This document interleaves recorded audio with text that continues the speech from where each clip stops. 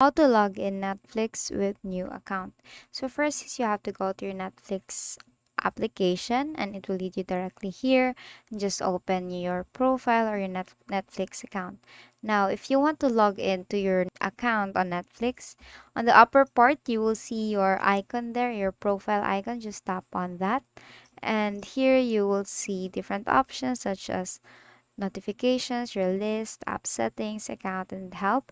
On the bottom part, you will see the word sign out there. Just have to tap on sign out and just confirm to sign out on your account. Now here you will see a sign in button there. Just tap on that and you just have to log into your Netflix account or new account. So you have to put your email or your phone number and your password and basically tap on sign in, and now you have logged in to your new account on Netflix. And basically that is how you log in Netflix with new account.